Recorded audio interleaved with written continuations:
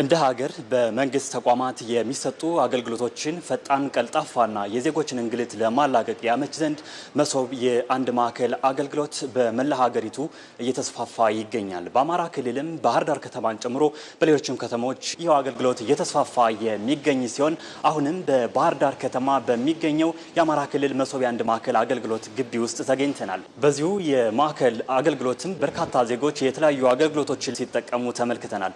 እነዚህ ተጠቃሚዎች በተለይ ከዚህ በፊት ከነበረው በአገልግሎት አሰጣጥ ዘርፍ ላይ ከዚህ በፊት ከነበረው አኳያ አሁን ምን ለውጦችን አገኙ፣ ምን እድሎችን ይዞ መጣ የሚለውን የተለያዩ ሀሳቦችን እያነሳን ቆይታ እናደርጋለን። ተከተሉን።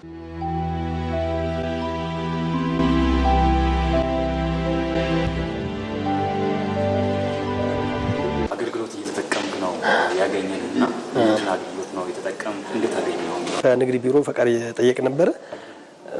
ጨርሰናል። ኦልሬዲ ተሳክቶልናል። ከዚህ በፊት ፈራሚ የሚለለ ወይም ኃላፊው ካለለ 2 ቀን 3 ቀን መቆይበት ነበር።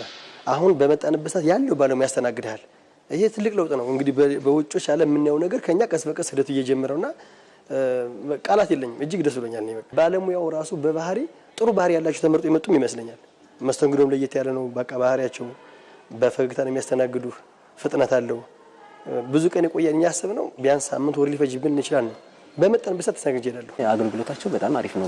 ምንም መገፋፋት ምናምን ነገር የለውም። ራሳቸው ከአንድ ቦታ ላይ ተቀምጠው ራሳቸው የሚጨርሱ ነው ጉዳዩን። ከዚህ ከሊህን ይጨርስልህ ከዚህ ሄድ ከዛ ሄድ የሚባል ነገር የለውም።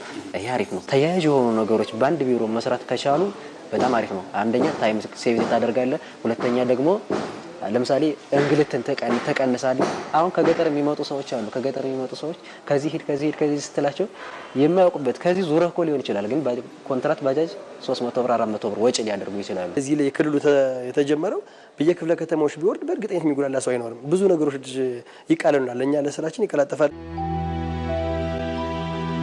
እናመሰግናለን። ያው እንደ አማራ ክልል በተለይ በመሶብ የአንድ ማዕከል አገልግሎት ምን ያክል ተቋማት ወደ ስራ ገቡ? በጣም ብዙ ተገልጋይ ያለባቸው ለሙስናና ለብልሹ አሰራር ተጋላጭ የሆኑ ማህበራዊና ኢኮኖሚያዊ ልማትን የሚያፋጥኑ በሌላ መንገድ ደግሞ ከፍተኛ ትስስር ያላቸው ሆነው ግን ደግሞ የተቋማትና አገልግሎቶች ያሉበት ቦታ በጣም የተራራቀ በመሆኑ እነሱን ማሰባሰብ ስላስፈለገ ስለዚህ ያንን መሰረት አድርገን ነው ወደዚህ የለየ ነው። አሁን ባለው ነባራዊ ሁኔታ የክልል ተቋማት ወደ 10 ተቋማት ገብተዋል።